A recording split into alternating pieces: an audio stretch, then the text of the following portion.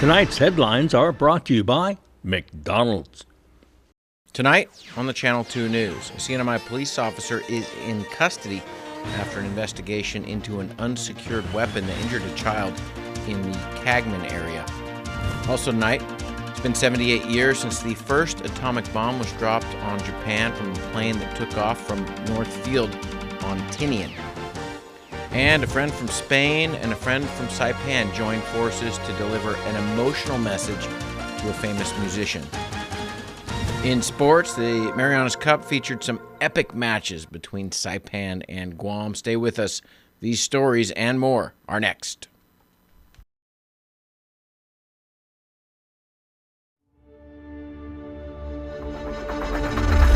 What's the move? Kinda wild out. Catch a groove. She said, where you going? What's the move? Kinda wild out. Catch a groove.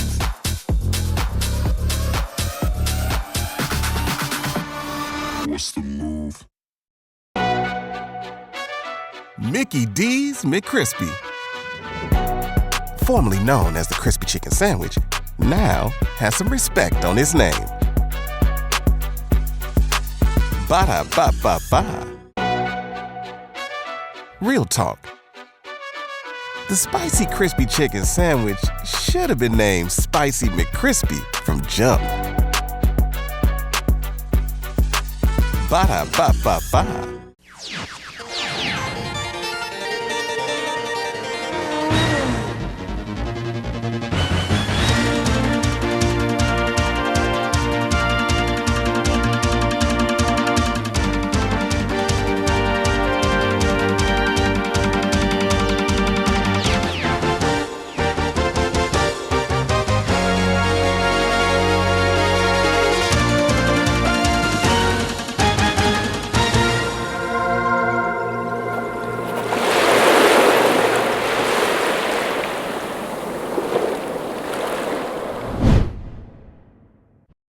A police officer has been arrested on charges of aggravated assault and battery and storage of firearm charges. Raymond Saralou was taken into custody on Friday, and he appeared at a bail hearing this morning in Superior Court. The arrest warrant was signed by Judge Joseph Camacho with a recommended bail amount at $50,000. The arrest happened over an incident that happened in May at the Saralou residence in Cagman. A 7-year-old child was shot in the face after two minors found an unsecured weapon at the residence. The child suffered an entry wound on the left side of his face, fractured jaw, and broken teeth. He was airlifted to Guam by the U.S. Coast Guard. Responding officers found 8 firearms, several of them in an unfinished closet space with no doors and plywood shelving. With no local crime lab, DPS sent the bullet shells collected from the Cagman home over to the Guam Police Department for an analysis to determine which gun was used. Right now, I cannot confirm if it's a service firearm because we haven't analyzed the ballistic that was the expended cartridge that was found within the home. So all that is going through testing. Once we can confirm, then we will provide that information. It's not a cover-up. Investigations are a process. People need to understand that in order to charge a person, we have to build a case, make sure that the evidence is accurate, because we cannot just say, so-and-so said this, and then we take that word and there we have a case where, everything is a process. It's part of the system. We have to analyze all evidence that's gathered, interviews, whatever witness statements that were taken and all that stuff. According to DPS interviews, the minors found the gun in the bedroom of the police officer. It sounds like it was in his department-issued belt or holster.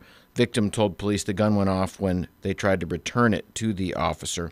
We do not want to speculate who fired what until we can get the confirmation from our counterparts in Guam. Police say that the analysis by GPD determined that the shell casings and fragments originated from the officer's government-issued Glock firearm. According to NMI law, Chapter 2, Section 1024, it states that the firearms must be stored in a locked container or disabled with a trigger lock. If a minor child is injured due to negligent storage of a firearm, the registered owner could face a $5,000 fine or a maximum of 5 years of jail time. 78 years ago, Captain Paul Tibbets and his crew took off from Tinian, flew to Hiroshima to drop the world's first atomic bomb. Today at the Tinian Peace Park, a ceremony was held, and local historian Don Farrell delivered remarks called Peace in the Pacific. Farrell outlined the timeline of events. January 19, 1945, Dr. Robert Oppenheimer, director of the Los Alamos Laboratory, sent General Leslie Groves, commander, Manhattan Project, his first prospective timeline for bomb deliveries. August 1 for Little Boy and Fat Man. Tinian was chosen as the launch site. There was no room at Isley Field on Saipan, and Guam didn't have any runways ready to use.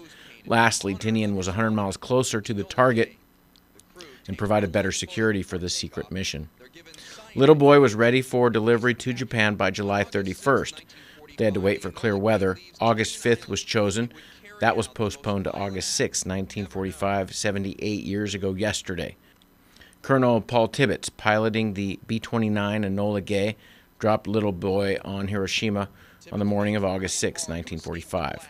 Here's Tibbets from his visit to the Marianas shortly before his death. I always like to take the side, if I possibly could, take the side of the underdog, if you forgive the expression. And when we came over here and I found out what was going on, I was so anxious to get that bomb on the target you can't possibly believe, because I felt there was too much oppression being handled by the Japanese that it applied right here and that sort of thing. We got the job done. That's all I can tell you. You've read a whole lot about it, and I apologize for all the time that I've taken. Thank you! Farrell said that although the United States has experienced 2 proxy wars in Asia, the Korean War and Vietnam War, there have been none since, resulting in 60 years of peace. However, today, once again, the Indo-Pacific region is facing troubling days. North Korea is threatening a nuclear attack against Guam, causing the United States to begin refurbishing old air bases in the region just in case.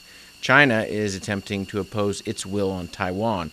Both are serious causes for concern among all Pacific people, and says we can only hope that common sense will prevail and peace in the Pacific will be maintained.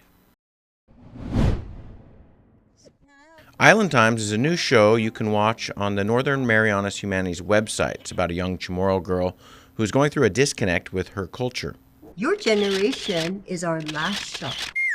Ay, but you're all too busy playing Minecraft or dancing on TikTok. Fauna, the main character, is played by Shannon Sasimoto. I feel like she is someone that has lived here her whole life, but just still seems to experience that disconnect because of all the American influence. And I think it's not a very uncommon situation or experience for people here, even for children. They've lived here, they were born and raised here, they can relate to Fu'una. Even if you're adult, born and raised here, you can still relate to her in some way. And for me as a 23-year-old, actually I was living in the States for a little bit, and most definitely I can relate to Fu'una in that way where, you know, there is some parts where you kind of miss out on your culture when you move out. But I think she's just such a relatable character. Sophia Perez is the showrunner. The PhD student is attending the University of California and has spent the summer back here on Saipan. She weaves in English and Chamorro dialogue with actors, music, and puppets to bring together some valuable messages. Kind of like Chamorro Sesame Street, but ideally anyone could enjoy it. You know, it's very silly, but it has adult humor too. Kind of like Sesame Street.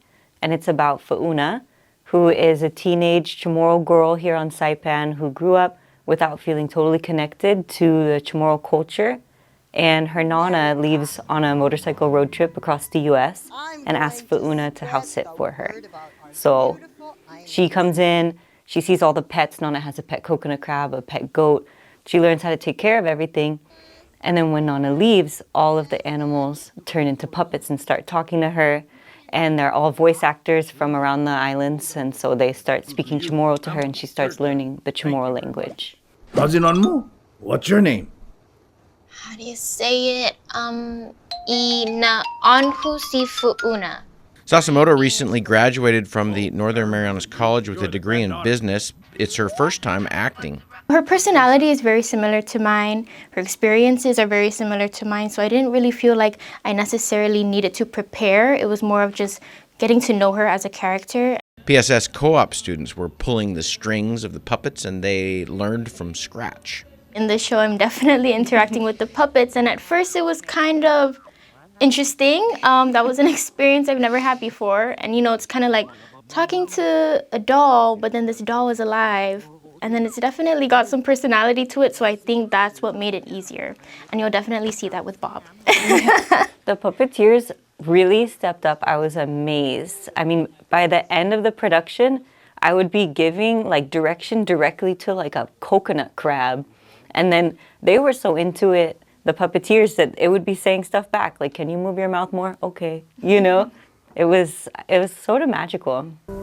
I wanted to tell you, taking care of Nana's house is a lot more complicated than I expected. A link to the show can be found on the Northern Marianas Humanities website and YouTube. I just really hope people go on YouTube and watch it and show their family, show the kids in their family, show the manamko. Like, we worked so hard on it, and I would just love to see everyone see it. So please check it out.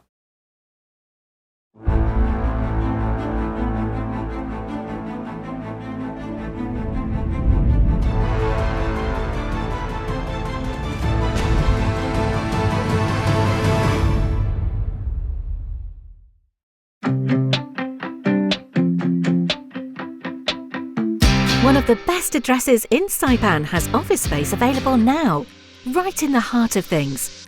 The Marianas Business Plaza offers reasonable rates and can help build to suit your needs. You'll love the central location, just 15 minutes from the airport and 10 minutes from Garapan. Ample and covered parking keeps your vehicle close and protected. 2 restaurants for easy access, lunch, dinner and business meetings. Building security and 24-hour access to your office. Backup generators, so you can run your business in all weather. And 3 elevators mean easy and convenient access. It's the address in Saipan, the Marianas Business Plaza.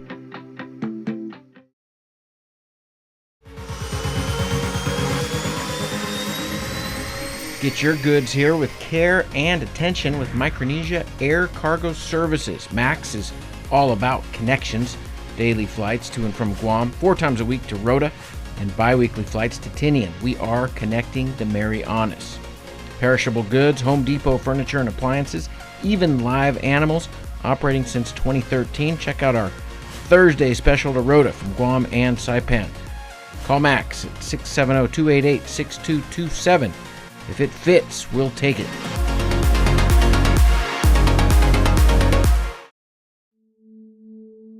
Opioids are commonly prescribed drugs. They can help ease short-term pain after surgery, an accident, or illness. Common brand names include Vicodin, Demerol, OxyContin, and Percocet. Opioids can be very addictive, and they can actually change how your brain works. Opioid misuse can lead to death. If you are prescribed an opioid medication, talk to your doctor. Always take exactly as directed, never take higher doses, keep your medication secure, and safely dispose of unused or expired medication. It only takes a little to lose a lot. This project was supported by a grant from the Centers for Disease Control and Prevention and the Commonwealth Healthcare Corporation. Contents are solely the responsibility of CHCC and do not necessarily represent the official views of the CDC or the U.S. Department of Health and Human Services. Overcoming drug addiction was difficult, but I found a way to get my life back on track. Recognizing my addiction was the first step towards my recovery. But that is not always easy living in the CNMI. It was hard for me to avoid things that triggered my addiction. I needed to change my routine.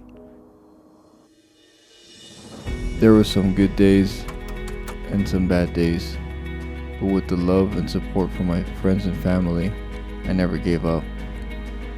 I found my path and I continue to walk it every day. Find the path that works for you.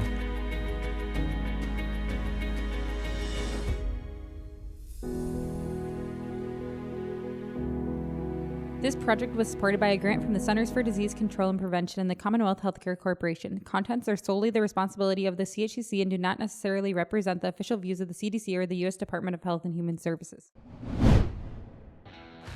Tonight we take a look back at a special friend from Spain who is battling like few people ever have to. This story has a deeply personal meaning. It was shot 2 summers ago on the Camino Santiago in Bilbao on the northern coast of Spain. It was a 600-mile walk that took 37 days, and the pilgrimage is special all by itself. However, the people you meet along the way and some of the life experiences take it to another level.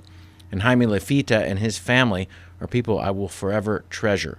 Jaime's all the cool things in life. He's a surfer, artist, musician, sailor, and bike rider. He's got a big loving family, and he also grinds like nobody I have ever met. Jaime has a number of Saipan friends, and he has graciously shown them around his country and also come to visit here. Let's take a look.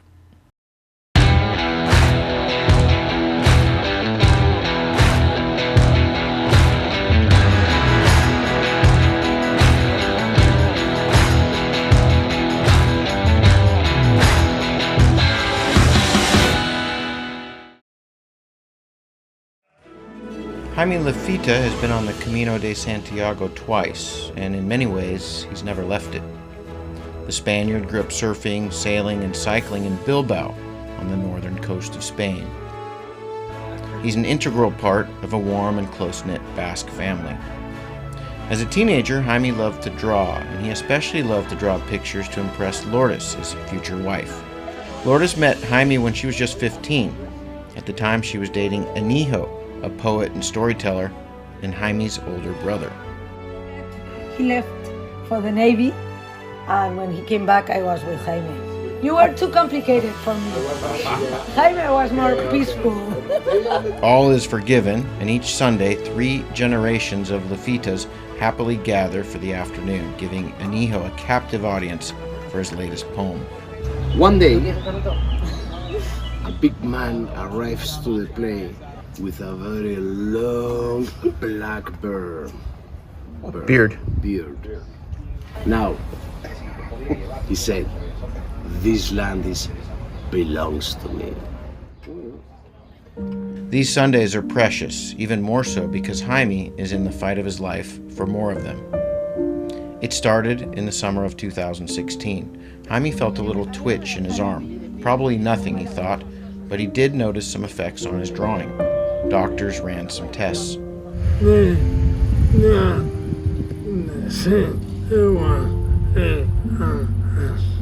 A myotrophic lateral sclerosis, ALS, Lou Gehrig's disease.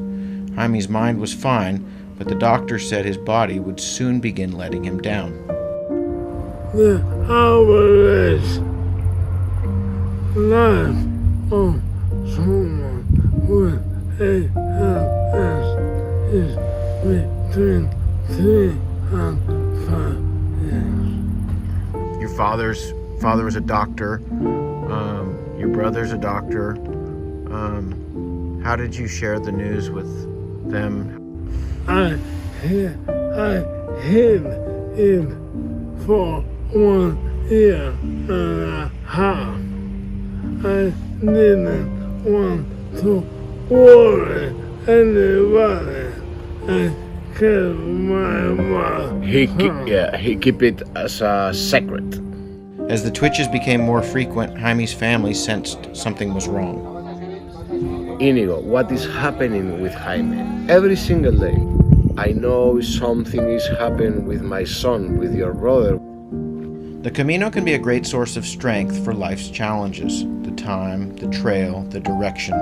It's hard, it's beautiful, it's lonely, it's comforting, and Jaime turned to it.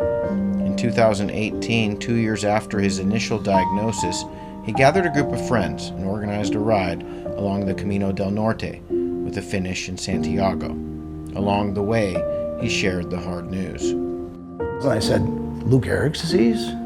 He said, yeah, Lou Gehrig's disease. And I said, I remember asking, so what's happening. So and you have to understand, this is a guy that's, great athlete, been kicking our butt for the last 8 or 9 days, doing, more than 100 kilometers a day, biking on really extreme stuff, and just the epitome of health. And it was hard to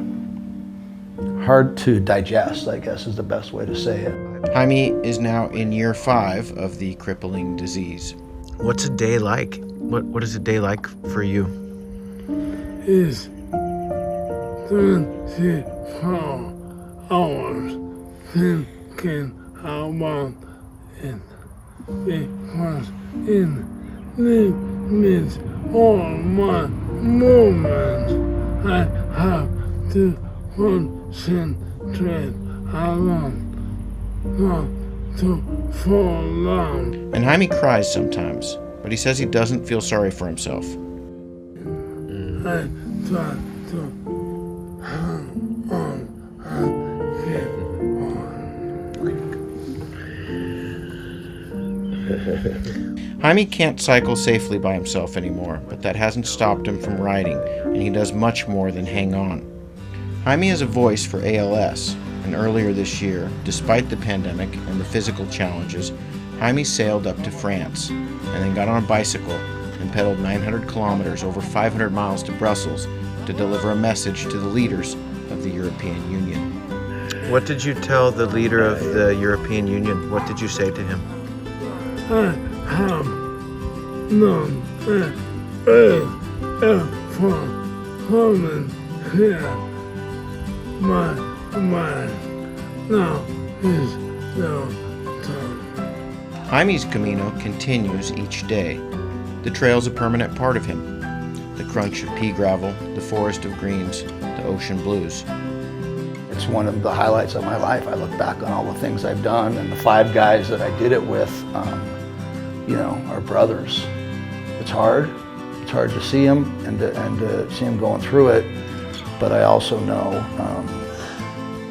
he's got great people around him, and he's a strong, great guy who's making the most of every second. Signs give us direction, feedback, encouragement. Just as important as being alone is being together, with a shared purpose, with the common goal of moving forward. It is our Camino. Jaime, Chris, Inigo. And we think the same. We think exactly the same. With no illness or with illness. For more info on Jaime and ALS, you can visit dalecandela.org. That was 2 summers ago. There still is no cure for ALS, and Jaime continues to battle. It's even harder now, and he communicates in different ways as he continues his push. His organization, Dale Candela, brings awareness and fundraising to the cause. This summer, musician Chris Isaak visited Bilbao, and Jaime reached out for help to a Saipan friend. He had the words, but he needed a voice so he could deliver to Chris Isaak a message that resonated. Local attorney and good friend Sean Frank delivered, and here's how it turned out.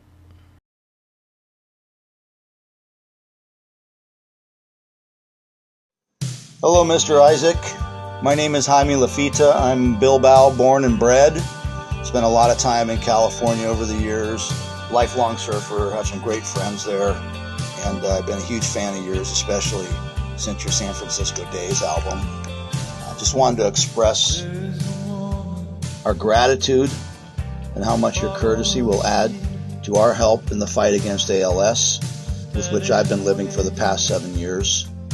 It's made life pretty tough. As you know, this is a neurodegenerative disease with no current cure or treatment yet. We're working hard to resolve that. We fight ALS by raising awareness and funds to help the researchers. That's really the only solution. And meanwhile, we help people living with ALS that may not have the economic resources some of us have. Our logo is this cowboy that I drew 40 years ago, a tough badass that represents our spirit of fight, of endurance, of never giving up even when the going gets tough as hell, and always with a smile, because even in the hardest of situations, there's time for a good laugh. I mean, what the hell? Life is still good, period. We are honored to be here and waiting for you and your band to get on stage and to set the place on fire. Muchas gracias. Thank you very much. And break a leg. Things that I'm doing. But I have friends here tonight. I met Jaime, who's a surfer. I don't know where he's hiding out with Dolly Candela. There he is over there. Hey, buddy!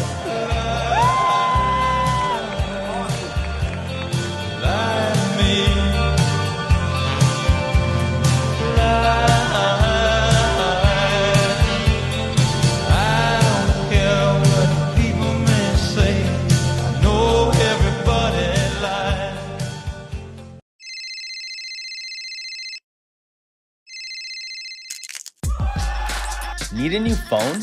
Trade in now and get up to $500 off our best 5G devices. Trade in your older phone in any condition and step up to better savings and speeds only our 5G network can provide.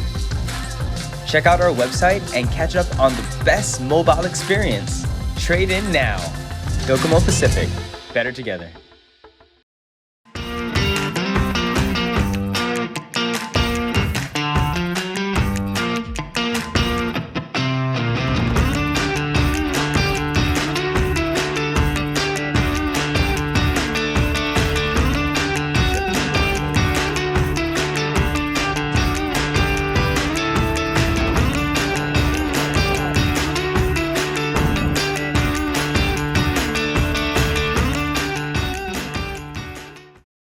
Premium office space available now at the Hermosa Vista Business Park on Capitol Hill.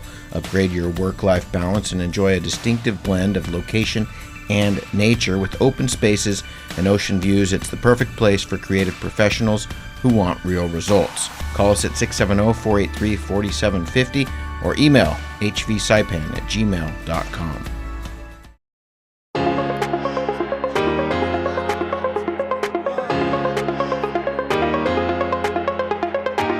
Hey, golfers, come north and practice your game at the Marianas Driving Range. New Year's local specials. 10-piece coupon books available for just $60. That's a $10 savings.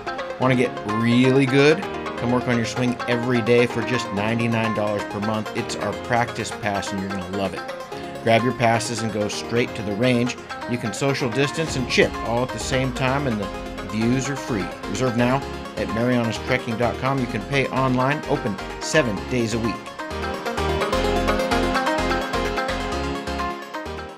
Buenas sports fans.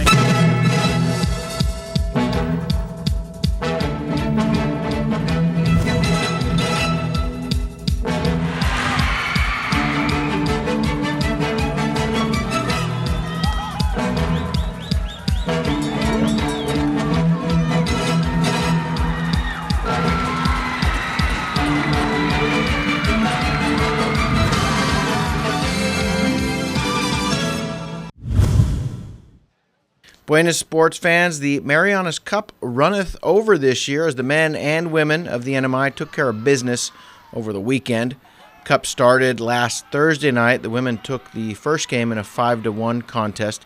The men's match was the late one. It started at 8:30 on Thursday, and Guam scored an early goal and then hung on despite a number of chances and looks from the CNMI to tie the contest. Sungjun Tenorio, the NMI's top scorer, left that game with an injury. NMI played down a man for a short time. Sungjun came back on the field but then left for good in the second half. But the men regrouped. Friday was an off day, and then Saturday night, Sungjun was back in the lineup, and the men jumped out to an early lead on a Tenorio goal in the 28th minute. Emotions running hot at times.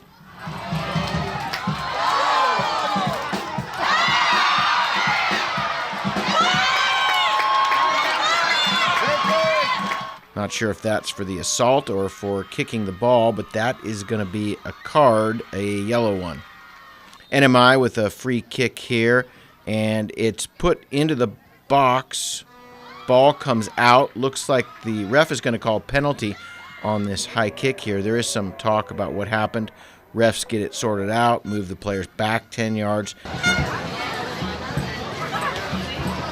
Then Sungjun Tenorio is just going to tap the ball, and that sets up Marcus Tovez for a strike right into the back of the net. That's where you want those.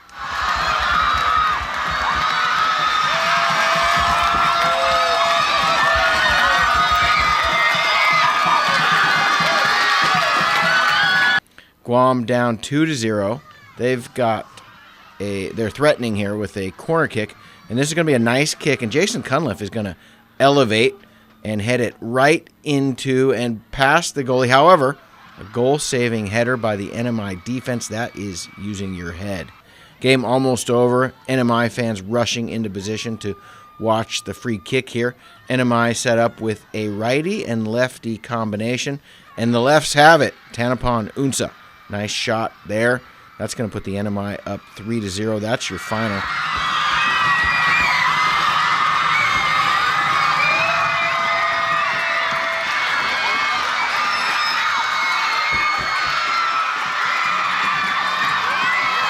Catherine Attow has two sons on the pitch, one trying to score and the other trying to stop the other team from scoring. Absolutely amazing. You know, when Marcus first was introduced to Marianas Cup, he was a ball boy.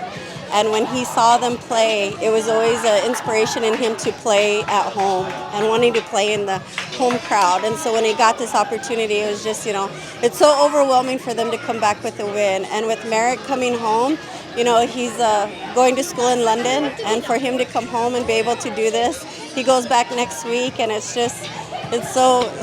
so extremely blessed. Thank God, you know, just everything up for him, yes. The men's division most valuable player in the Marianas Football Cup is the Northern Mariana Islands number 11, Marcus Tovez.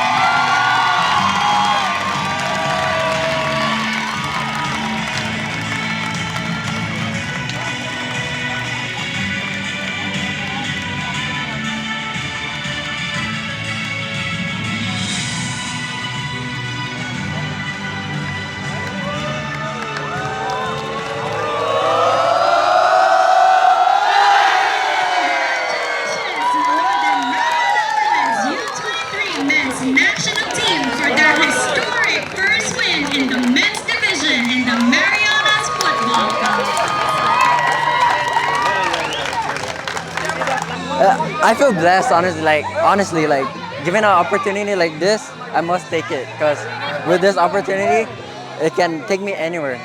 So yeah. No, I wasn't, but I'm blessed to have it. So how was the tournament for you personally? It was great. It was great. Whoa!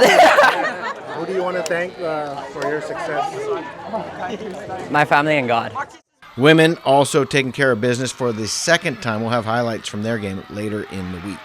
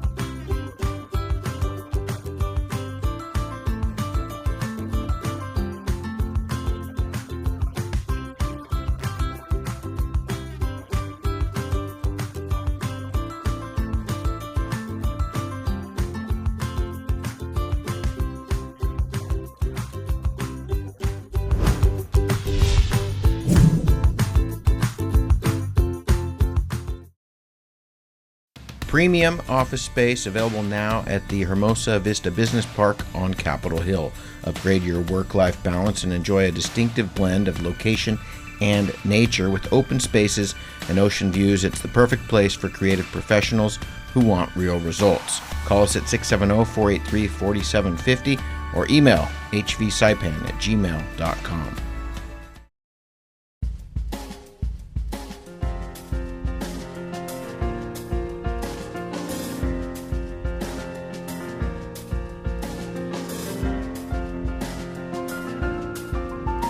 We are taking a look at the weather in the area. Tropical system known as Invest 94W continues to be monitored by the Joint Typhoon Warning Center and the National Weather Service Forecast Office in Guam. System is forecast to start to become better organized as we progress through Monday and Tuesday as it lifts slowly north. Another circulation known as Invest 95W is also expected to develop during this time well to the north of the Marianas. Both systems will allow a southerly to southwesterly monsoon flow to develop, helping bring deeper tropical moisture northward through the region. Model solutions suggest the tropical circulation will continue to gradually strengthen as it passes through, with heavy rainfall and gusty winds developing. National Weather Service says the potential is fairly high for locally heavy rainfall of 4 to 8 inches to develop, with locally higher amounts possible. Gusty winds of 30 to 45 miles per hour may also develop near any stronger shower or thunderstorms that develop. Tuesday and Tuesday night, we are looking at east winds of 5 knots, wind waves 2 feet or less, mixed swell northwest 4 to 5 feet, and south 3 feet. Scattered showers and isolated thunderstorms. Then on Wednesday, south wind 5 to 15 knots. That's going to increase to 10 to 20 knots with gusts to 25 knots by Wednesday night. Wind waves 2 to 5 feet, southwest swell 6 feet, and northwest 4 feet with locally heavy showers and scattered thunderstorms.